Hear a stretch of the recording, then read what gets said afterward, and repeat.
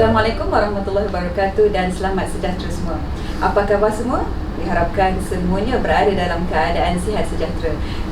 Sebelum tu saya perkenalkan diri saya terlebih dahulu. Saya Husna binti Zainal, pegawai psikologi kaunseling dari Institut Kanser Negara.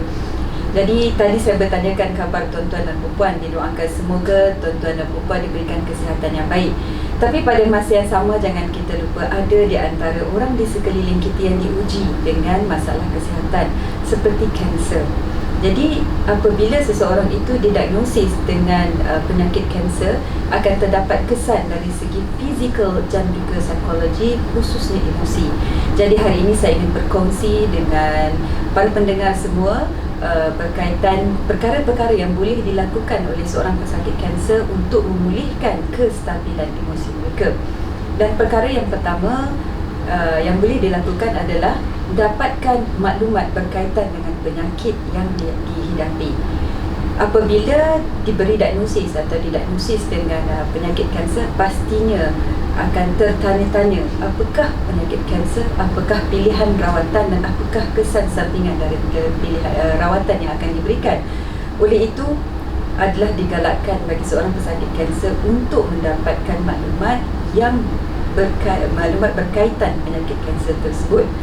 Maklumat ini perlu bagi mengurangkan kebimbangan seorang pesakit kanser, dan maklumat boleh diperolehi daripada doktor yang merawat ataupun jururawat.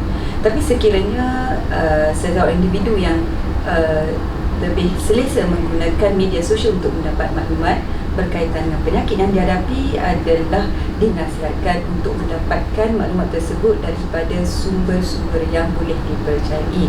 Itu yang pertama. Yang kedua, apa yang boleh dilakukan oleh pesakit kanser adalah berfikiran positif. Apabila seseorang individu itu dimaklumkan berkaitan diagnosis penyakit kanser, tidak ada yang boleh menerima dengan begitu sahaja. Dia akan ada perasaan takut, risau, bimbang, cemas, tidak boleh menerima kenyataan. Itu adalah reaksi normal bagi setiap individu apabila diberitakan atau diberitahukan tentang sesuatu yang di luar jangkaan, apatah lagi sesuatu yang tidak mampu didengar. Jadi ini reaksi normal setiap individu akan lalui.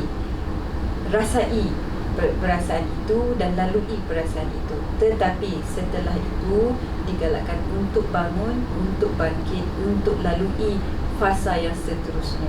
Tapi sekiranya terus berada pada fasa itu, di mana fasa terus menyesali, terus berada dalam kesedihan, dan itu akan membawa kepada satu yang lain. Jadi di sini dalam berfikiran positif, apa yang boleh dilakukan adalah pertama, belajar untuk menerima kenyataan penyakit yang dihadapi.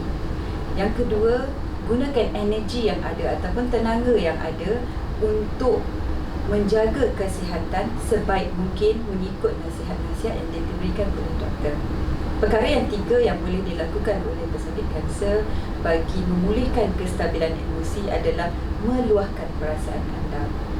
Macam yang saya sebut awal tadi, banyak perasaan yang ada dalam diri seorang pesakit kanser. Marah, geram, kesal, sedih, tidak boleh menerima kenyataan. Itu semua biasa dilalui oleh pesakit kanser. Jadi adakah perasaan ini boleh disimpan seorang diri? Pastinya tidak boleh, kerana dia akan jadi sesak di sini. Jadi satu cara yang boleh dilakukan adalah dengan meluahkan perasaan kepada sahabat, kepada keluarga atau orang yang anda percaya. Untuk meluahkan perasaan perlu berhati-hati, kerana perlu meluahkan perasaan pada seseorang yang anda percaya dan yang boleh membantu. Apabila seorang pesakit kanser itu berkongsi cerita ataupun meluah perasaan kepada seseorang, ini sebenarnya membantu orang sekeliling itu untuk mendapat idea bagaimana untuk membantu pesakit kanser tersebut. Hanya pesakit kanser yang tahu apa yang dia mahu dan apa yang dia perlukan. Jadi apabila itu telah diutarakan, sahabat sekeliling ataupun orang sekeliling dapat mencari idea bagaimana untuk membantu pesakit kanser tersebut.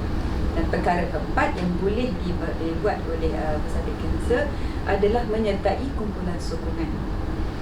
Berbincang dan juga berkongsi cerita dengan seseorang yang sedang melalui atau selepas melalui rawatan bagi penyakit kanser ini adalah membantu seorang pesakit kanser untuk mengetahui lebih lanjut tentang penyakit tersebut dan juga rawatan yang dilalui. Ini kerana mereka mempunyai perkara yang sama dibincangkan, perkara yang sama yang dikongsikan. Hanya orang yang melalui perkara yang sama memahami bagaimana perasaan itu dan bagaimana kondisi tersebut. Jadi di dalam media sosial sekarang terdapat banyak kumpulan sokongan bagi pesakit kanser yang diasaskan oleh pesakit kanser sendiri. Jadi di dalam kumpulan tersebut mereka boleh berbincang dan bertukar-tukar pendapat. Selain daripada itu, mereka boleh berkongsi tips-tips yang membantu untuk melalui kesan sampingan rawatan. Perkara kelima yang boleh dibuat oleh pesakit kanser untuk memulihkan kestabilan emosi adalah mendapatkan bantuan profesional. Terdapat pesakit kanser di mana rasa kurang selesa ataupun rasa tidak mahu membebankan ahli keluarga sendiri, yang mana tidak sampai hati nak bercerita pada ahli keluarga, takut membebankan, takut merisaukan. Jadi bagi individu ini, anda boleh mendapatkan bantuan dengan doktor yang merawat untuk merujuk kepada pakar yang lebih profesional seperti pakar psikiatri, kaunselor dan juga pegawai psikologi klinikal. Mereka akan membantu pesakit kanser ini untuk melalui dan juga memahami emosi yang sedang dilalui. Okay, perkara yang keenam yang boleh dilakukan oleh pesakit kanser bagi memulihkan kestabilan emosi adalah meluangkan masa dan ruang peribadi untuk diri sendiri. Pastinya apabila didiagnosis dengan penyakit kanser akan bermulalah plan rawatan dan juga beberapa temu janji yang perlu dihadiri oleh pesakit tersebut. Bagaimanapun, digalakkan untuk pesakit kanser untuk mencari ruang untuk diri sendiri bagi melakukan perkara-perkara yang suka dilakukan, yang memang biasa dulu bila lakukan akan jadi rasa gembira. Contohnya, melakukan hobi yang biasa dilakukan sebelum ini, seperti mendengar muzik, berjalan di taman, bersenam ataupun membaca novel-novel kegemaran. Kerana apabila kita melakukan satu perkara yang memang menggembirakan kita, itu akan memberikan satu energi ataupun tenaga yang positif bagi seorang pesakit, dan itu memberikan aura yang lebih baik. Seterusnya, perkara ketujuh yang boleh dilakukan oleh seorang pesakit kanser adalah mendekatkan diri dengan Tuhan. Ini merupakan satu kaedah yang sangat penting bagi setiap individu, di mana individu tersebut boleh melakukan apa saja amalan mengikut agama masing-masing.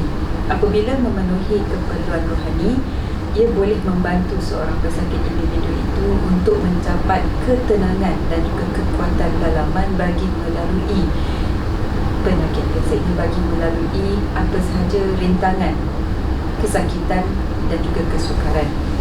Dan bagi seorang Muslim, anda boleh mendekatkan diri dengan memperbanyakkan solat, zikir, berdoa dan juga boleh meneruskan sedekah-sedekah yang biasa dibuat sebelum ini. Jadi bagi seorang pesakit kanser, sekiranya berjaya, sekiranya boleh melakukan beberapa perkara yang saya sebutkan sebelum ini untuk mengatasi masalah emosi yang dihadapi, insya-Allah seorang pesakit kanser itu boleh yakin dan kuat untuk melalui fasa-fasa yang seterusnya. Bila bersifat terbuka dan positif dalam melalui dan menghadapi penyakit ini, akan lebih mudah bagi seseorang itu untuk menerima dan melalui segala kesukaran yang akan datang. Jadi setakat itu dulu perkongsian saya pada hari ini. Diharapkan tuan-tuan dan puan dapat manfaat dari apa yang saya kongsikan, dan jangan lupa subscribe HMI IKN TV channel.